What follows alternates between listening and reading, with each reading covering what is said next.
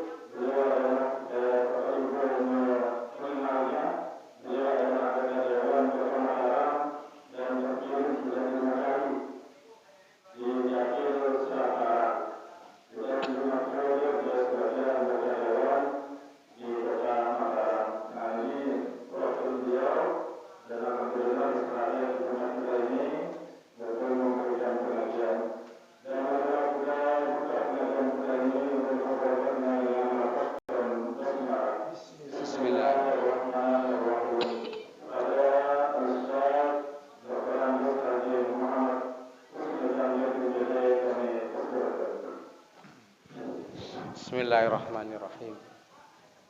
Assalamualaikum warahmatullahi wabarakatuh. Waalaikumsalam warahmatullahi wabarakatuh. Alhamdulillahil fattahil alim alladzi khalaqal insana fi ahsani taqwim.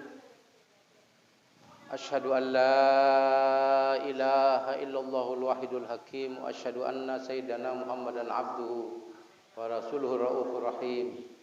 Allahumma fashalli ala sayyidina Muhammadin wa ala alihi wa sahbihi ajmain. Faqala ta'ala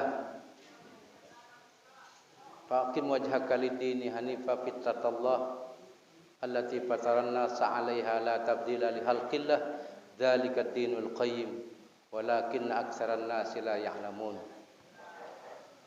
Wa qala Rasulullah sallallahu alaihi wasallam kullu ummati yadkhulunal jannata illa man abah. Qila wa man ya'ba ya Rasulullah? Qala man ata'ani dakhalal jannah wa man asani faqad abah. Bapak-bapak takmir, pembina pengurus masjid yang kami muliakan, jamaah pengajian bersyukur kepada Allah, zat yang seluruh kehidupan tiang pelinggih niki ada dalam genggaman Allah. Allahu khaliqu kullu syai', segala sesuatu ini diciptakan oleh Allah. Jadi maka syukur tiang pelinggih niki makin bisa hadir di majelis ilmu, majelis agama. Maka setiap majelis-majelis agama ini Imam Ghazali katakan akan menghilangkan 70 keburukan. 70 keburukan dalam diri kita ini akan lama-lama dikeluarkan oleh Allah Ta'ala dengan seringnya kita duduk dalam majelis agama. Rasulullah katakan ghasyiyat humur rahmah wa nazalat humus sakinah. Allah cucuri rahmat, Allah berikan kepada kita ketenangan. Setiap apa saja awamirillah, perintah Allah yang tiang pelinggih kerjakan pasti mendatangkan ketenangan. Umpamanya susah, apabila ruduk, sholat, zikir, pasti Allah berikan ketenangan. Pasti. Karena memang setiap maksud yang pelinggih hadir di dunia ini maksudnya untuk apa? Dikatakan oleh baginda Rasulullah SAW ini, inna dunya khuliqat lakum. Dunia niki Allah ciptakan untuk tiang pelinggih. Apa saja yang bawa dunia niki untuk manusia. Inna dunya khuliqat lakum. Sesungguhnya dunia ini untuk kamu semua. Bahkan apa saja yang ada di bumi, di langit, malaikat-malaikat pun diciptakan untuk tiang pelinggih. Wa antum khuliqtum lil akhirah. Adapun tiang pelinggih niki diciptakan untuk kehidupan akhirat, untuk kehidupan setelah kematian. Karena siapa-siapa niki yang pernah tinggal di dunia ini pasti akan meninggalkan dunia. Pasti. Tidak ada yang tetap. Siapa saja yang pernah tinggal di dunia pasti akan meninggalkan dunia. Bahkan Imam Ghazali rahimahullah katakan makhluk yang namanya kematian ini lebih dahulu diciptakan daripada kehidupan. Sebelum tiang pelinggi hidup sudah ditentukan kapan habis kontrak niki. Mudah-mudahan semua kita panjang kontraknya nggih lek bangun dunia niki. Jadi sudah ditentukan kontraknya. Jadi namanya makhluk kehidupan kematian niki lebih dulu diciptakan. Karena dulu seluruhnya tidak ada, yang ada hanya Allah saja. Semuanya mati niki nggih. Allah saja yang ada. Sehingga Allah bertanya kepada kita, Allah tanya kepada tiang pelinggih ini, apakah semua yang ada di dunia ini terjadi dengan sendirinya atau menciptakan diri mereka sendiri? Am khuliqu min ghairi syai'in am humul khaliqun? Am khuliqu min ghairi syai'in am humul khaliqun? Allah berketuhan kepada tiang pelinggih. Apakah am khuliqu min ghairi syai'in? Seluruh yang ada di bumi yang hidup niki terjadi dengan sendirinya. Langit terjadi dengan sendirinya, bumi terjadi dengan sendirinya, tiang pelinggih berdiri dengan sendirinya, duduk dengan sendirinya. Allah tanya kepada tiang pelinggih berketuhan Allah niki dalam Quran niki, am khuliqu min ghairi syai'in? Apakah semua yang ada di bumi di langit ini terjadi dengan sendirinya? Am humul khaliqun, atau mereka menciptakan diri mereka sendiri?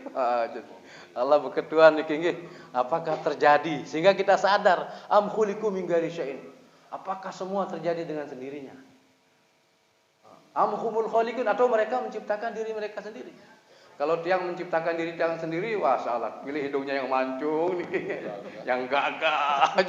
Jadi kalau menciptakan diri sendiri, jadi Allahu khaliqu kulli syai', Allah saja menciptakan segala sesuatu. La tataharraku dzarratun illa biidznillah. Tidak ada bergerak sesuatu kecuali digerakkan oleh Allah Taala.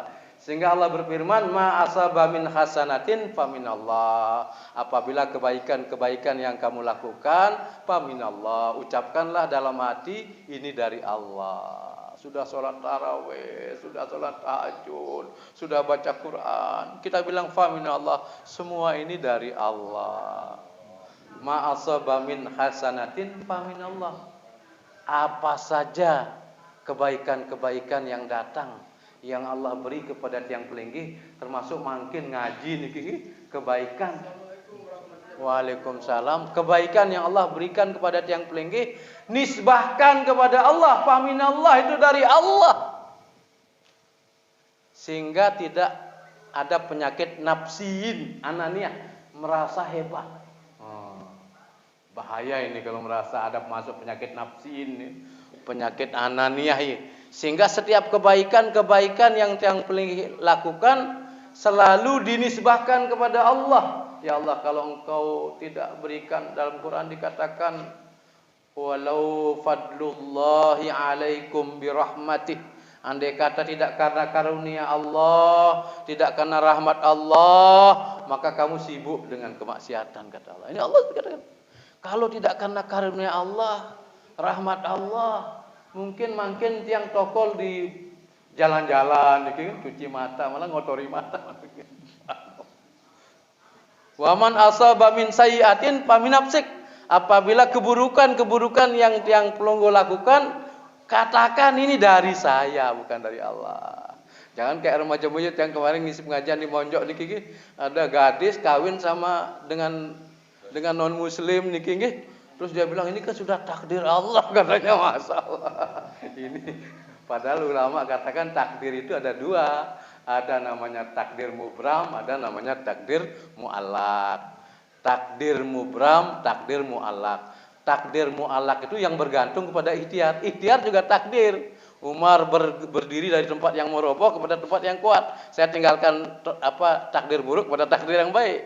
Jadi proses ikhtiar juga takdir, yang bilang itu sama ada remaja itu. Jadi seharusnya prosesnya tidak boleh itu, kenapa dilanggar yang boleh. Nah ini nggih, jadi bersyukur kepada Allah karena maksud yang pelinggih Allah ciptakan ini adalah untuk akhirat. Hingga dikatakan siapa saja yang pernah tinggal di dunia pasti meninggal dunia. Mana itu Fir'aun, mana itu yang gagah Namrud, mana mati juga kan. Mana bapak kita mati juga kan. Tinggal sekarang kita menyiapkan kematian. Al-kaisu mandana nafsahu wa amila lima ba'dal maut. Orang yang cerdas, orang yang berletih-letih dalam amal untuk menyongsong bekal kematian. Ini orang cerdas. Jadi orang cerdas itu berletih-letih, bercapek-capek untuk Tuhan. Karena setiap tiang pelinggih niki pasti Allah berikan dunia ini berbeda-beda. Ada pegawai, ada kalau DPR ini kurang bagus kesannya. Makanya kalau kita yang bilang anggota DPR, yang pilih yang pertama aja Dewan Perwakilan Rasulullah. Sekarang yang kemarin sempat zaman-zaman Covid kemarin itu kan yang ke Oman sama ke Pakistan. Tiap tahun yang silaturahmi dua negara biasa. Tiap tahun dua negara. Kadang-kadang 2 kali. Memang Covid ini kemarin ujian ya. Sebenarnya Covid ini tidak ada. Bisnis, kepentingan bisnis. Dari awal mungkin ngikuti tiang dari awal bongkar itu, sampaikan ini kerja dan Cina ini. Ternyata betul kebongkar. Ikatan dokter saya yang tanya, Bapak bilang corona ini tidak ada obatnya, betul. Kira-kira rasional ilmiah tidak ada obat kok. Harusnya mati semua yang kena. Tiang kan positif. Di sini positif, di Bali negatif. Bergerak kan, jadi jangan sampaikan ini kebohongan publik. Ini sekarang dokter-dokter baru tahu betul Pak Haji ini bisnis jamak-jamak sudah bisnis. Subhanallah, bisnis. Dan lama ada 12 negara yang tiang pertemuan seluruh dunia itu tidak ikut Covid. Makanya dia bilang, Masya Allah, Indonesia ini kami negara bodoh sehingga kami tidak ikut program Covid. Nah, cara fitrinya sehingga lama dibodohi karena lama dibodohi kita. Subhanallah. Yang bongkar dari awal karena memang ini sebenarnya pembohongan publik secara sistematik, struktural dan massal. Ditakut-takuti kita. Dibuat kepanikan publik, diambil malam hari. Tiang punya nyonya sudah 2 kali non reaktif, diambil juga. Tiang bilang ujian lewati saja, hadapi saja. Jadi ibu sekalian, inilah maksud tiang pelinggih hadir di dunia ini. Ada 2. Yang pertama, Allah berikan dunia ini berbeda-beda. Ada yang kaya, ada yang miskin. Ada yang rezekinya lancar, ada yang sakit, ada yang sehat. Ini menurut ilmu hikmahnya Allah. Allah lebih tahu apa kebutuhan tiang pelinggih daripada tiang pelinggih. Cuma ilmu kita tidak sampai. Sehingga kadang-kadang mengeluh kepada Allah kan. Padahal Allah lebih tahu apa kebutuhan tiang pelinggih daripada tiang pelinggih sendiri. Allah kasih dunia ini berbeda-beda, keadaannya berbeda-beda, suasana berbeda-beda. Ada yang rezekinya lancar. Nah, tinggal bersyukur saja. Ali bin Abi Thalib katakan, siapa yang sehari-hari dia bersyukur kepada Allah, dia bilang alhamdulillah, tiang ini sering sakit. Kalau sakit itu tidak bisa naik motor. Yang punya mobil tidak bisa nyetir mobil gitu, jadi sering pakai motor. Kecuali ke kantor ya ada yang nganter, supir nganter. Jadi kalau sakit tidur. Karena Ali bin Abi Thalib katakan, siapa yang hidupnya isinya hanya bersyukur saja, maka Allah sudah buka satu pintu. Pintu senang bersyukur. Maka pasti Allah buka pintu yang kedua, bertambahnya nikmat. Mustahil 2 pintu ini tidak terhubung. Ibarat benang yang 2 simpulnya terhubung, kata Ali. Jadi siapa yang hari-hari hanya dia bilang alhamdulillah, datang tamu lagi hutang, alhamdulillah, bukakan pintu. Jangan suruh bapak, kasih tahu bapak tidak ada, sudah bohong, ngajari bohong sama anak. Subhanallah.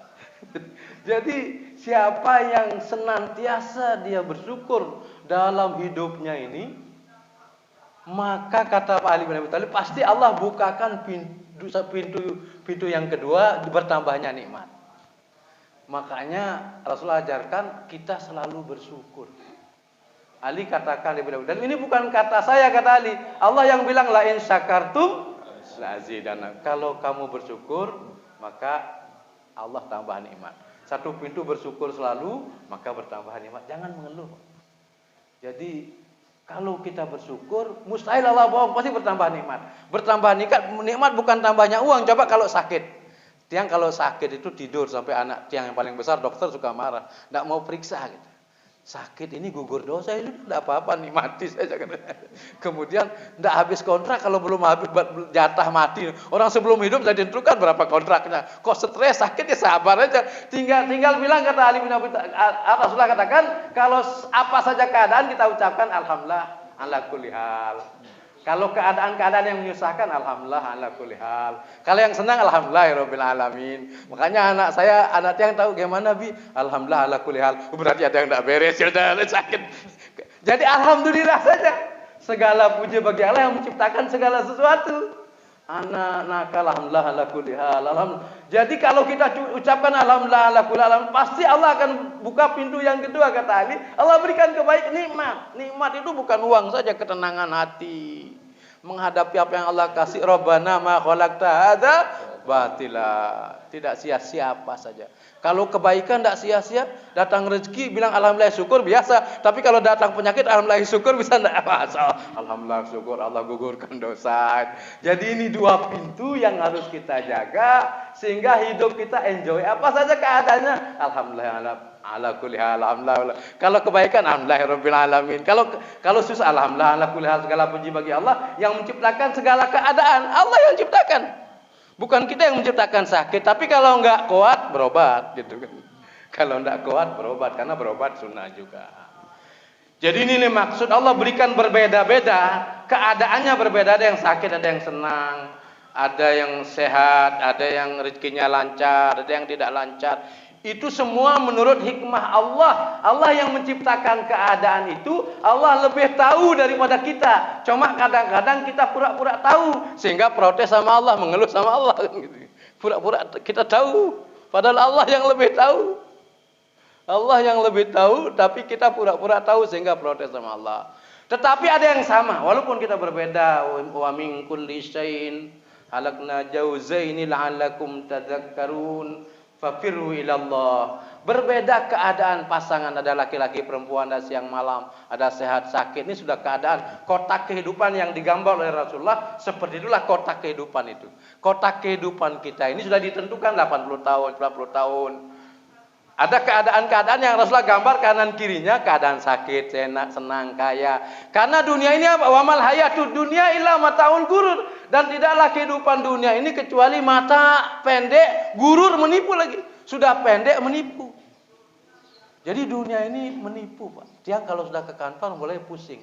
Karena bahasa angka-angka kan. Tapi kalau sudah di masjid, subhanallah. Kalau sudah ambil tasbih zikir, kalau sudah ambil sholat, baca Quran, ada kenikmatan. Dunia ini memang mata gurur, menipu.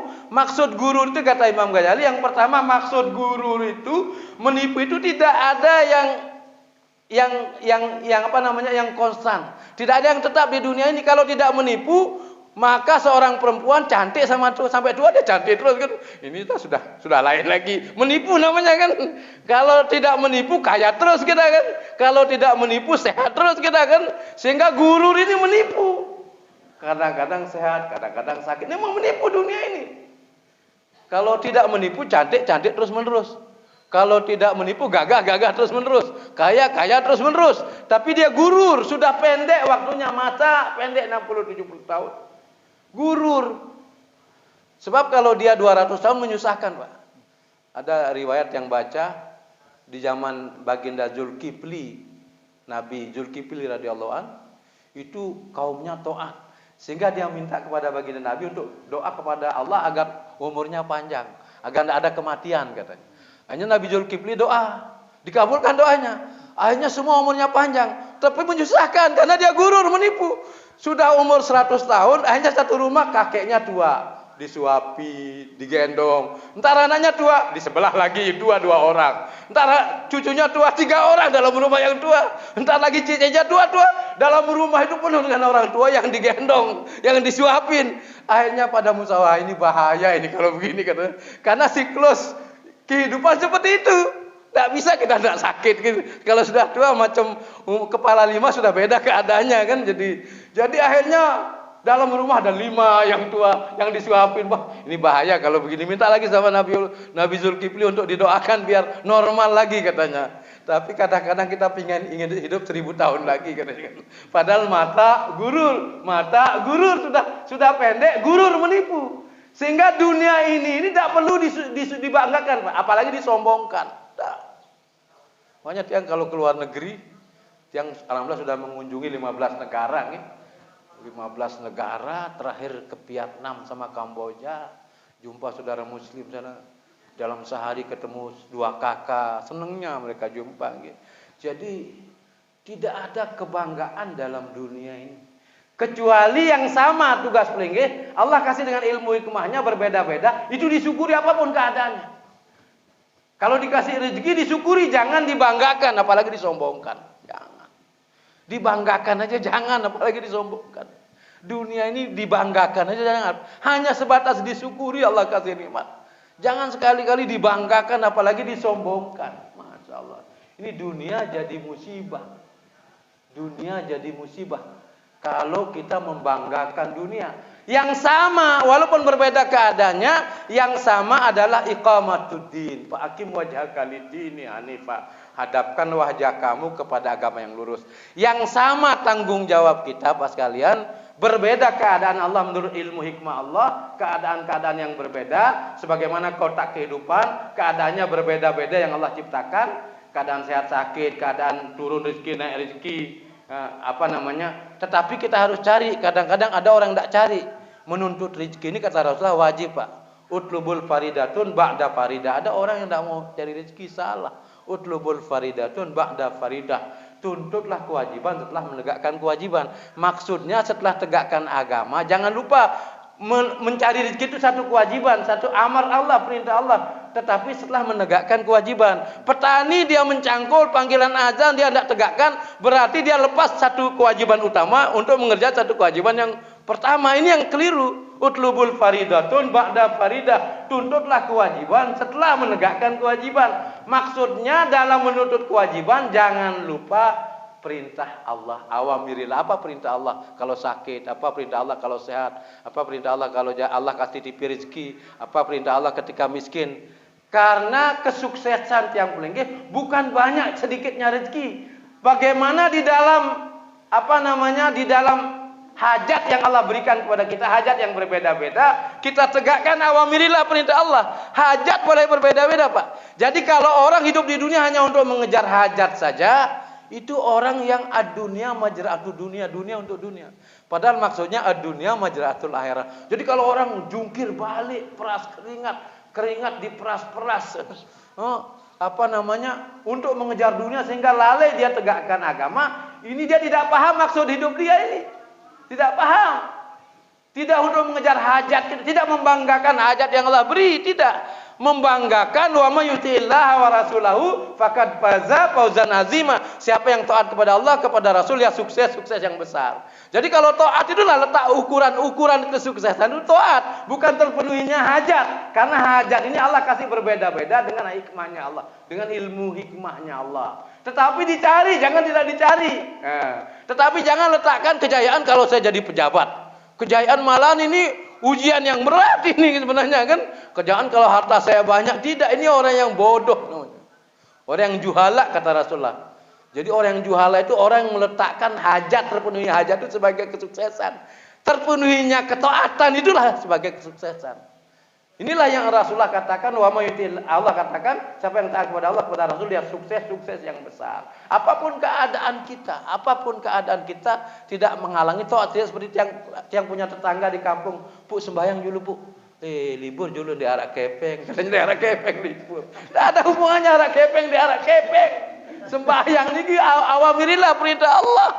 Jadi perintah Allah itu tidak melihat keadaan, terpenuhinya hajat atau tidak terpenuhinya hajat.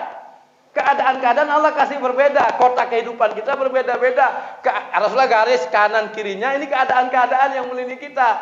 Tapi kadang-kadang kotak kehidupan kita, Rasulullah menggambar kemudian lewat dari kotak itu. Inilah angan-angan tulul amal, angan-angan manusia melewati kotak kehidupan. Sehingga kadang-kadang bangun rumah melebihi daripada umurnya dia, kan, subhanallah. Makanya guru yang katakan, orang yang tidak tahu maksud hidup di dunia, pertama Allah penuhi hajat kita. Yang kedua, di dalam hajat itu Allah harusnya tegakkan awamirillah, perintah Allah. Yang kedua maksudnya tegakkan perintah Allah. Fa'akim wajhaka lidini hanifah fitratullah. Hadapkan wajah kepada agama, itu sudah menjadi fitrah. Coba kalau ibu tidak sholat, merenung malam hari pasti merasa berdosa kan?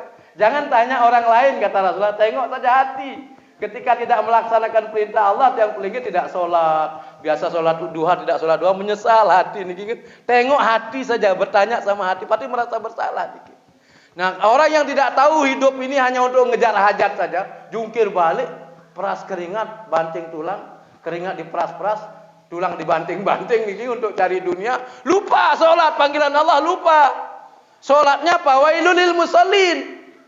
Maka satu orang sahabat bertanya, Abdullah bin Rawah bertanya, apa makna fawailul lil musallin alladzina hum an sholatihim sahun? Maka Rasulullah katakan, maknanya dalam tafsir Ibnu Katsir, humul ladzina yuakhiruna sholat an waqtiha, mereka yang mengakhir-akhirkan waktu sholat hingga habis waktunya. Tilka sholatul munafik, tilka sholatul munafik, tilka sholatul munafik, kata Rasulullah. Itulah sholatnya orang munafik, itulah sholatnya orang munafik, itulah sholatnya orang munafik.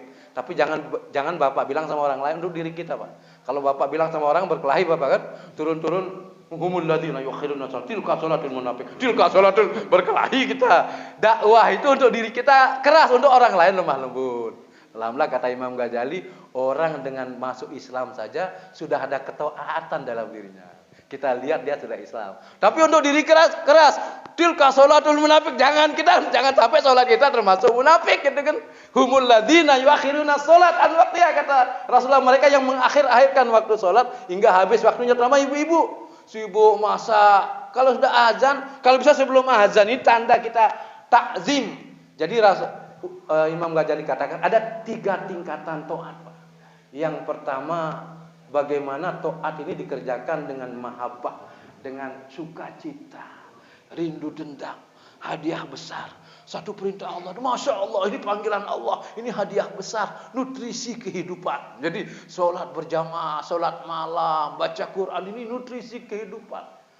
Ini orang yang menyambut awamirillah, perintah Allah, dengan mahabbah, dengan sukacita, dengan rindu dendam, dengan senang hati. Sebagaimana kita mengejar hajat. Kalau Bapak Ibu pergi ke pedagang, pergi ke toko, kan seneng kan? Bagaimana menyambut awamirillah, perintah Allah, ketaatan kepada Allah, senang juga. Kenapa untuk mengejar hajat ini kok senangnya luar biasa? Tapi untuk menegakkan awamirillah, taat kepada Allah, kok tidak senang gitu loh. Subhanallah. Inilah karena hati kita kotor. Hati kita kotor.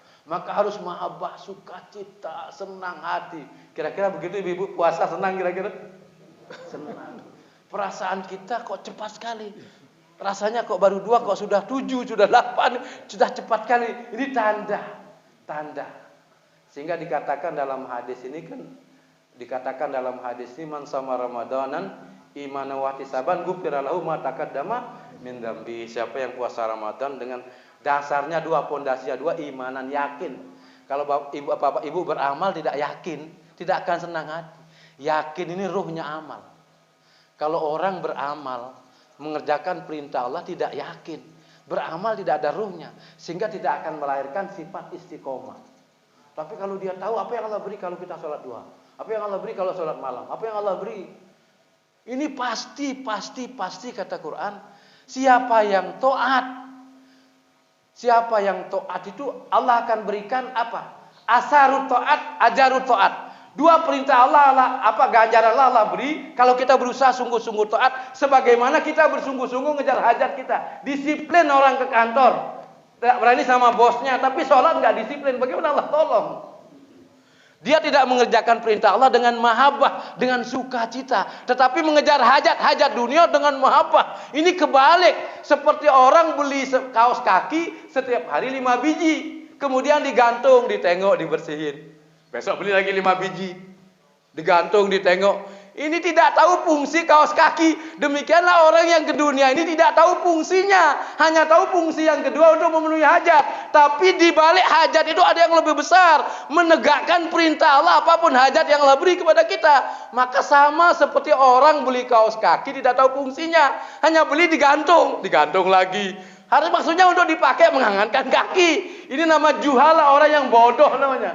Orang yang bodoh tidak tahu maksud hidup ke dunia ini. Maksudnya Anda untuk memenuhi hajat saja. Sama dengan orang kafir. Untuk mengejar hajat, jungkir balik. Tetapi tidak tegakkan perintah Allah, awamirillah ketika dia mengejar hajat. Ini bahaya, Pak. Ini bahaya orang alhaakumut takatsur hatta zurtumul maqabir. Ini bahaya.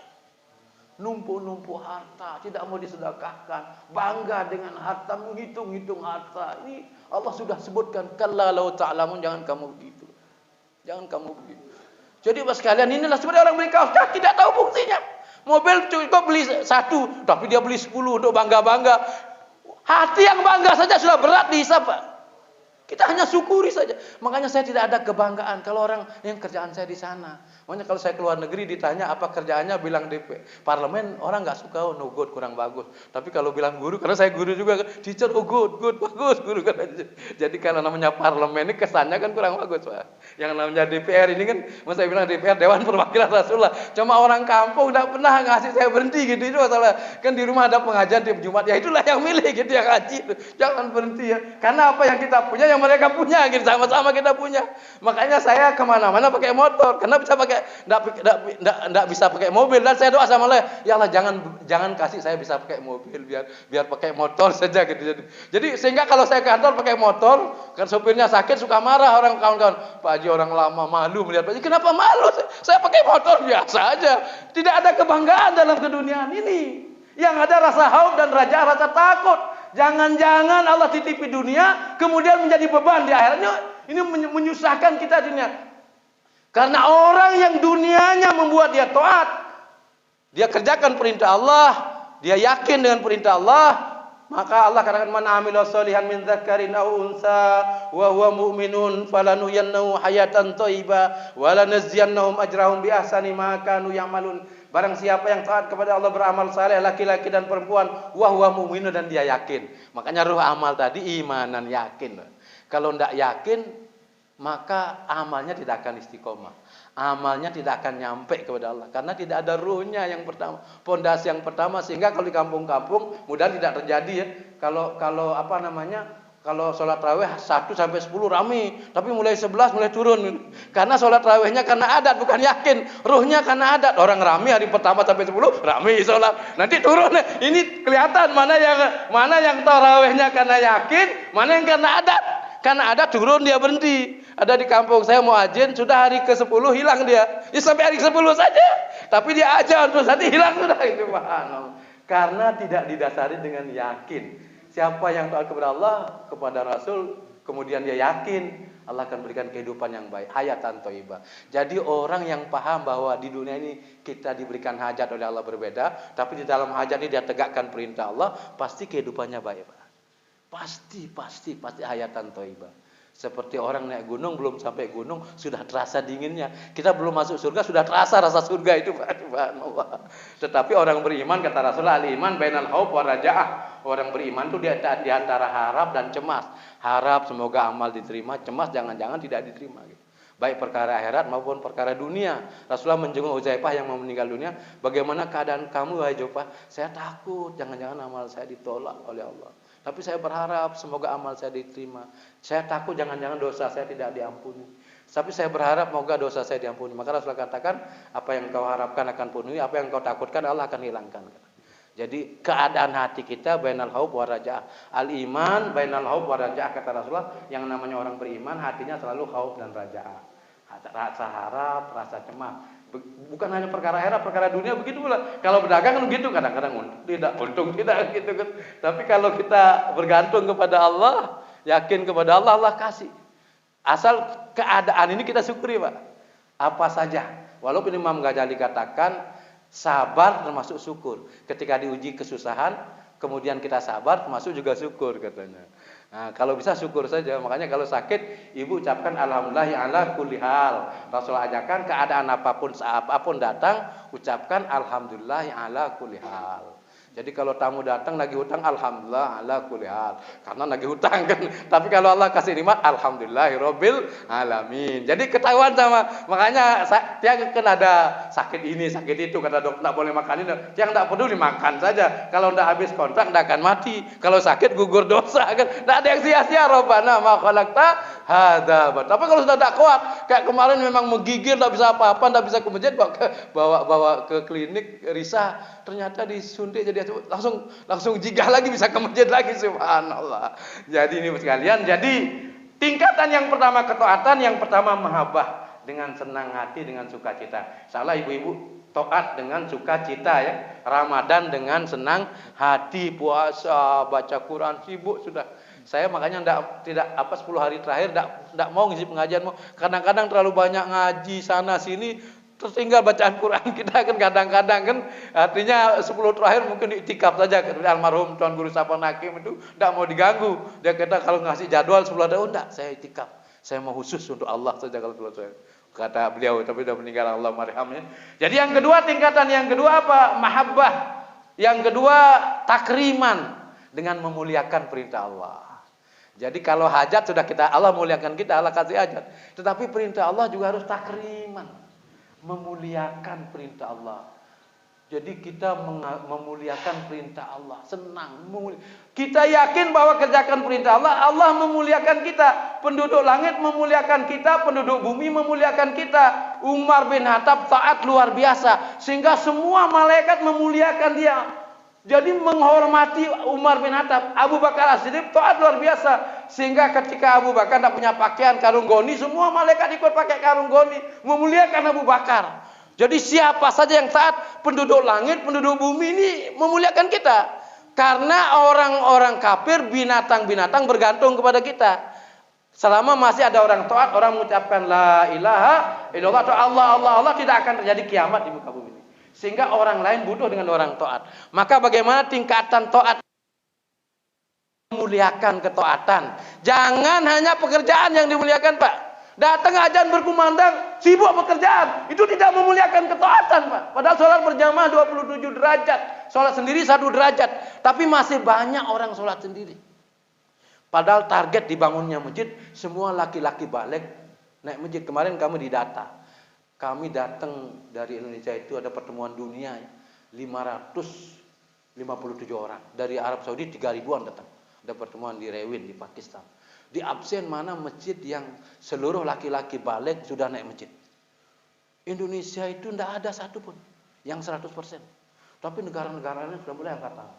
Jadi maksud membangun masjid itu bagaimana laki-laki balik itu naik masjid.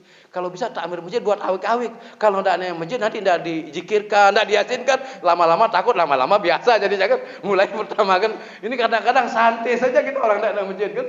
Padahal ini mas'uliyatuddin, tanggung jawab kita bersama. Satu orang dai masjid, ahli masjid bertanggung jawab untuk ngerayu mereka. Merayu mereka dengan kasih sayang, bukan caci maki. Itu maksudnya dibangunnya masjid. Rasulullah bangun masjid itu untuk bagaimana memakmurkan masjid. Bukan hanya memarmerkan. Memarmerkan bagus, Pak. Jadi banyak orang yang ya saya sudah bangun masjid. Memang betul sudah ada kuncinya. Ada kuncinya untuk masuk surga, yaitu sholat. As-sholat miftahul jannah. Memang sudah dibangunkan surga, tapi tidak dikasih kunci. Saya bilang sama yang bangun masjid, tapi tidak pernah kunci. Saya sudah bangun Pak Haji. Memang betul, Bapak sudah dibangunkan surga, tapi kuncinya tidak dikasih. Besok gimana mau masuk? Karena sholat ini kuncinya sholat kan. Jadi maksudnya sih kalau bisa takbir masjid musyawarah, buat aturan awik-awik yang dari masjid. Nanti kalau mati tidak bisa dizikirkan. Ya mungkin agak keras-keras sedikit kan, sehingga barokah kampung itu. Memang susah, pelan-pelan. Jadi kita baik sangka, kemudian ajak mereka doa. Kemudian yang paling tinggi tingkatan taat itu adalah takziman, mengagungkan taat. Jadi Abdullah bin Mas'ud, ketika Rasulullah sedang ceramah seperti ini, tiba-tiba Rasulullah bilang apa? Ijlisu, duduklah. Maka Abdullah bin Mas'ud duduk langsung di pintu masjid. Yang lain bilang, ya Abdullah kenapa duduk sini? Ya Rasulullah bilang ijlis, duduk, ya saya duduk. Bukan ini maksudnya, Rasulullah bilang ijlis, saya duduk. Kemudian Abdullah bin Rawah rumahnya di belakang Madinah. Kedengaran Rasulullah bilang ijlis, Mau ke masjid tidak jadi, duduk juga. Sehingga sahabat yang lain, kenapa enggak duduk? Ya Rasulullah bilang ijlis, duduk. Akhirnya kemudian Rasulullah panggil Abdullah bin Mas'ud disuruh maju. Kemudian orang lapor, Abdullah bin Rawah di belakang, dia tetap duduk saja. Maka Rasulullah doakan, berikanlah tambahkanlah kepahaman Abdullah bin Rawah. Ini orang yang paham. Jadi tidak perlu diprotes, jadi didiskusikan, diperdebatkan agama. Bukan untuk diamalkan, didiskusikan, diperdebatkan, tapi tidak diamalkan. Kan banyak bahkan menyimpangi daripada agama orang hari ini. Ini akhir zaman seperti itu. Jadi yang ketiga takziman. Takziman ini mengagungkan. Azamatuddin, mengagungkan agama ini. Kita baru mengagungkan hajat saja. Kalau keperluan masalah bangga cerita kita. Tapi ada enggak orang taat bangga cerita sama anaknya? Jadi ini 3 tingkatan taat. Nah, bagaimana kita mengejar dunia itu sama seperti mengejar ketaatan. Pasti kata Rasulullah, orang yang mengejar ketaatan sama dengan mengejar dunia pasti di ahli surga. Orang yang takut dengan kemiskinan, sebagai orang yang takut masuk neraka sebagaimana takut dengan kemiskinan, pasti di ahli surga. Coba tengok hati kita. Jadi tengok hati kita. Kemana kita takut? Jadi ini mungkin. Nah, kemudian balasan Allah berikan 2. Pertama apa? Kalau kita taat itu balasannya pasti 2. Yang pertama asarut taat, yang kedua ajarut taat. Asarut taat, kesan taat itu Allah kasih di dunia. Walau anna ahlal qura amanu wattaqau la fatahna alaihim barakatim minas sama'i wal ardh. Jadi siapa yang bertakwa kepada Allah, walau anna ahlal qura amanu, di satu kampung, di satu negeri, wattaqau, dan bertakwa, beriman dan bertakwa, maka la fatahna alaihim barakatim minas sama, maka Allah akan melahirkan rezeki daripada langit dan bumi. Coba lihat negara-negara yang taat pasti barakah. Malaysia lebih barakah daripada kita. Karena pemimpin-pemimpin kita jauh daripada agama, malahan menjungkir balikkan agama. Turki sebentar saja karena pemimpinnya taat, kemudian dia keliling mengajak orang sholat subuh, langsung barokah. Ini kesan dunia ini, Pak. Bukan, kalau balasannya tidak cukup di dunia. Coba dikatakan rakaat qablal fajr khairum minad dunya wa fiha. 2 rakaat salat sebelum subuh lebih baik daripada dunia dan seisinya. Yo, kalau dibalas sekarang di mana kita taruh kan? Itu di akhirat. Tapi di dunia kasih asarut taat, kesan taat. Apa itu kesan taat itu? Sebagaimana tadi dikatakan, falanu yanau hayatan thayyibah. Allah berikan kehidupan yang baik. Apa itu kehidupan yang baik? Kehidupan yang baik ini kehidupannya ringan, rezekinya dimudahkan, doa-doanya dikabulkan. Apabila ada masalah Allah uji, dia lari kepada Allah, bukan lari kepada yang lain. Ini namanya hayatan thayyibah. Keadaan-keadaannya mudah. Apabila diuji, dia lari kepada Allah, bukan kepada tempat lain. Dia mengadu kepada Allah. Menangis kepada hayatan thayyibah. Siapa yang tidak taat di dunia ini, walaupun dia jadi raja, pasti dia susah. Jangan menganggap orang yang Fir'aun, Namrud itu bahagia, tidak, susah. Wa man a'rada an dzikri fa inna lahu ma'isyatan danka wa nahsyuru yaumal qiyamati a'ma. Siapa yang tidak ada agama, tidak ada ingat kepada Allah, pasti fa inna lahu ma'isyatan danka, hatinya sempit dan dia akan menjadi buta di dunia, buta di akhirat. Ini pasti, Pak. Ini sudah rumus langit, rumus Quran. Kalau Bapak mau bahagia, sungguh-sungguh taat, berhenti dalam taat. Tingkatannya tadi itu dengan mahabbah, dengan memuliakan ketaatan. Jadi kalau belum sholat 2 rasanya berdosa, kalau belum tarawih habis tahajud rasanya berdosa. Itu namanya mahabbah.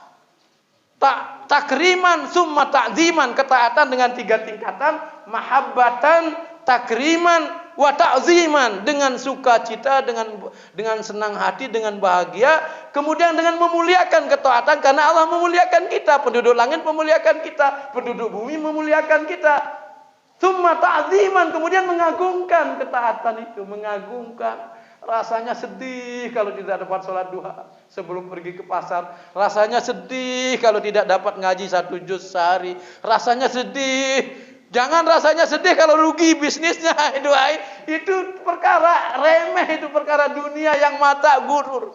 Gurur itu yang kedua maknanya tadi itu tidak instan gurur. Gurur yang maknanya yang kedua menipu itu seringkali dunia kita menyebabkan akhirat kita lalai. Itu namanya gurur juga. Sebab petani mencangkul di sawah, kemudian lalai dia sholat berjamaah. Pedagang, ibu-ibu kerja, sudah akhir-akhir baru sholat. Sholatnya akhirnya masuk tilka sholatul munafik kan gitu kan. Sudah akhir-akhir baru sholat karena sibuk. Lepas sudah, saya suka marah di rumah, saya ingatkan istri saya itu, ingat jangan sampai saya masuk neraka gara-gara kamu. Kenapa begitu? Ya kamu kerja masak, azan kamu masak. Sahabat itu, satu orang sahabat dia jadi tukang. Kemudian batanya tinggal lagi satu selesai. Datang aja dia tinggalkan. Ini bata masih banyak dia kerjakan, tukang-tukang yang tidak paham, Pak. Tukang-tukang yang tidak paham maksud hidupnya itu. Ini jadi tukang, sahabat ini jadi tukang. Tinggal satu saja bata ini mau selesai. Azan berkumandang dia lupa dengan kerjaan bata itu. Dia ingat sama panggilan Allah. Ini karena takziman, mengagungkan, Pak.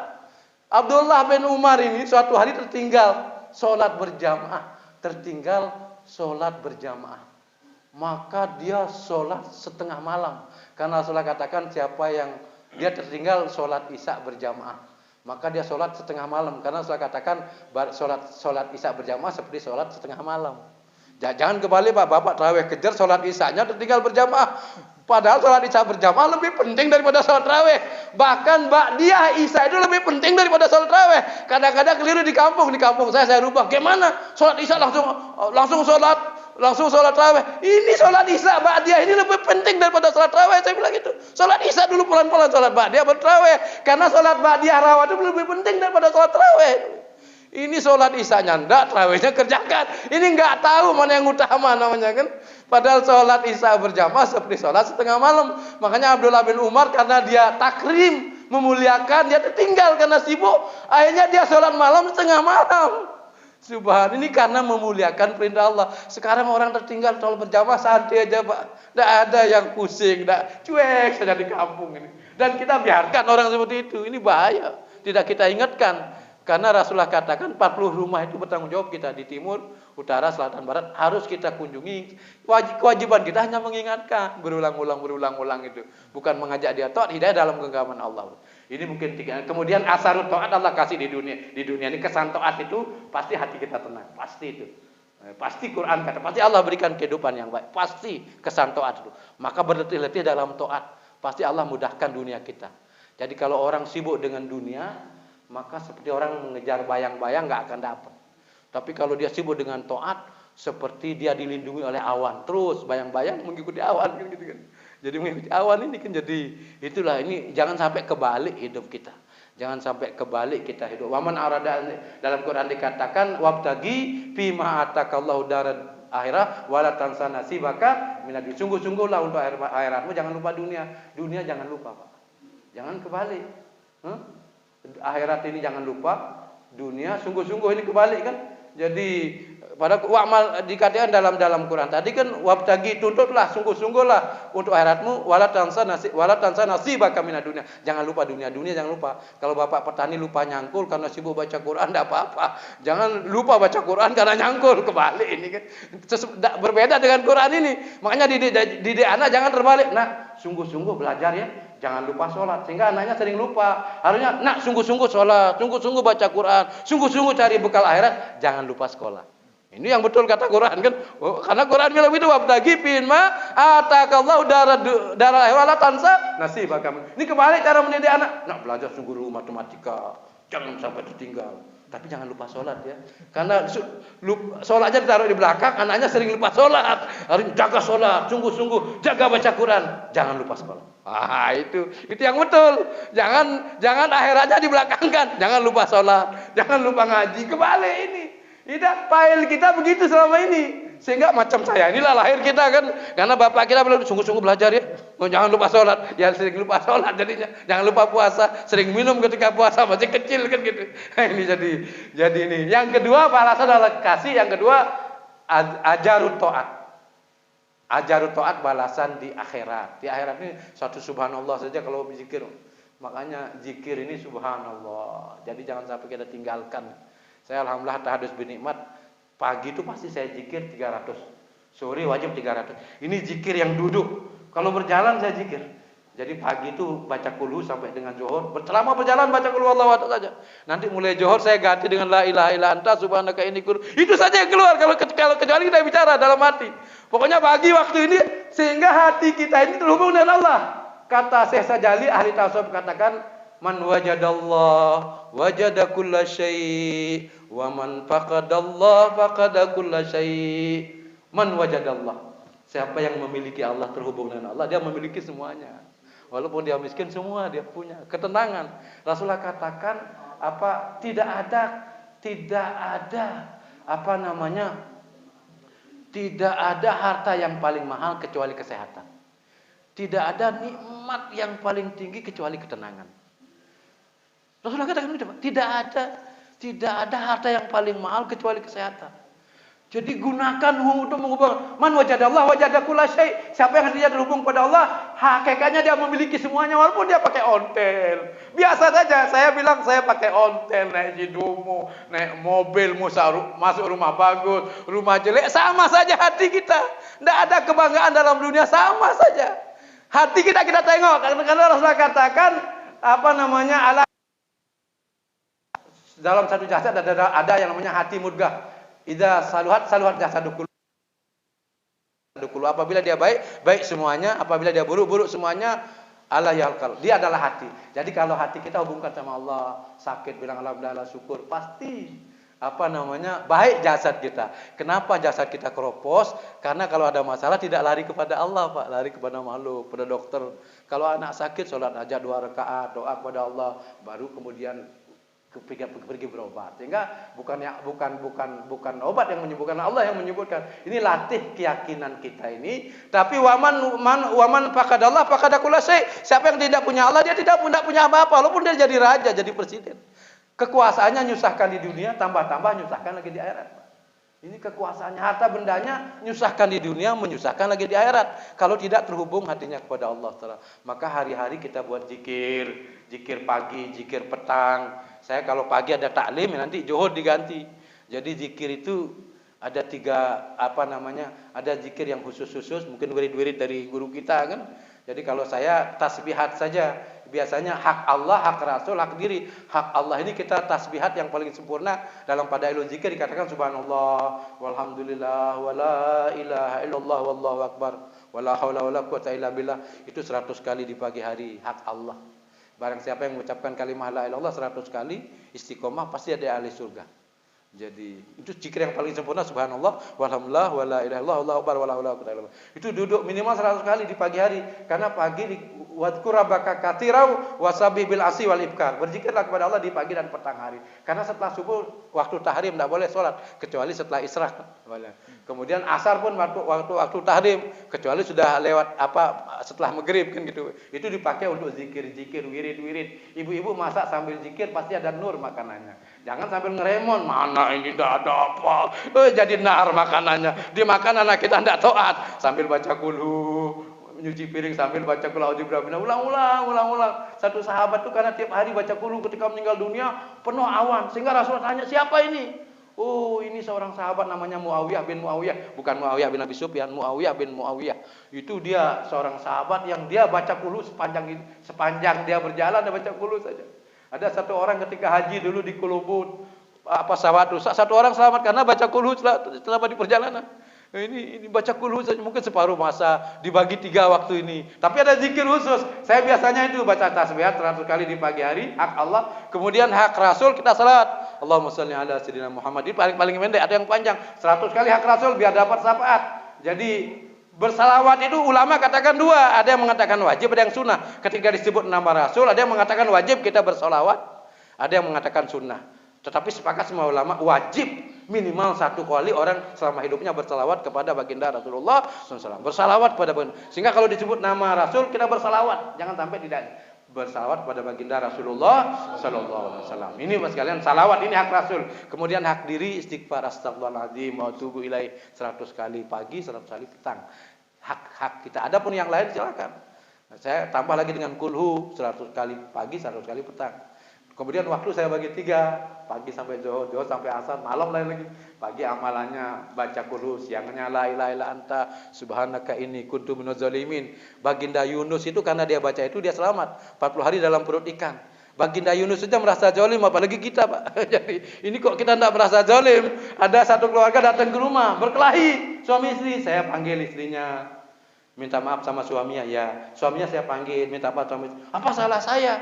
Salah bapak, tidak merasa bersalah, itu dosa besar. Saya bilang gitu. Padahal kita tempatnya bersalah, tempat kayak berdosa kita. Innal insan ma'lul khata' wa nisyan. Ketika tidak merasa bersalah, itu salah besar kita. Salah besar kita. Makanya tingkatan bertobat itu 3. Fa idza fa'alu fahisatan aw dzalamu anfusahum dzakarullah fastaghfiru lidzunubikum.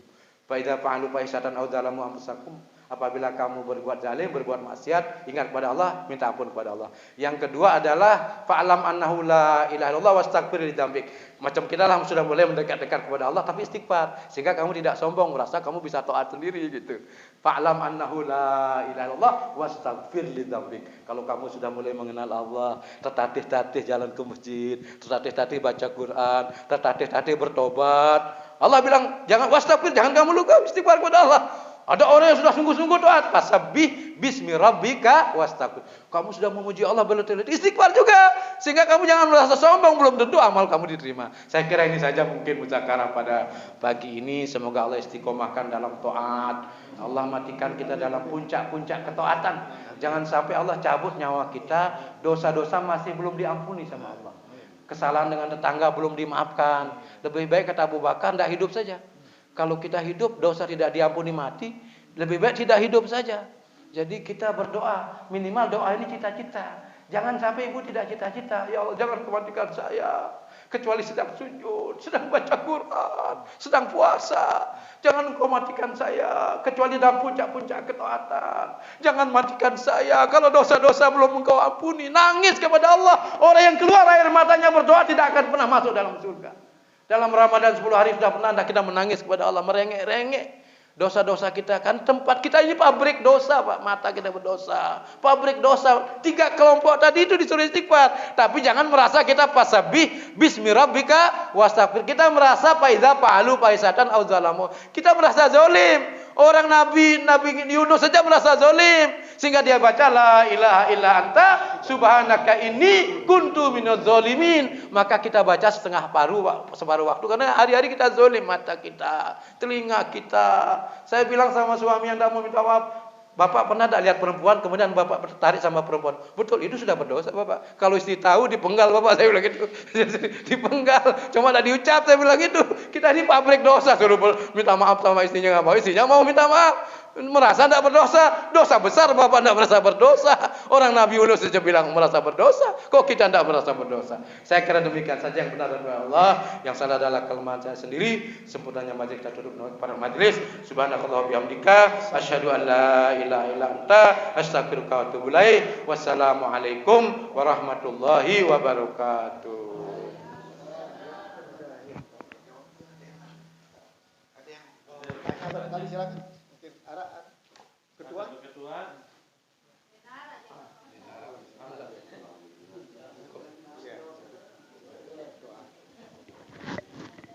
Kita doakan guru-guru kita, ustaz-ustaz kita yang sudah membangun pondok ini untuk anak-anak kita. Kemudian juga orang-orang tua kita sudah meninggal dunia. Lana wa lahumul Fatihah.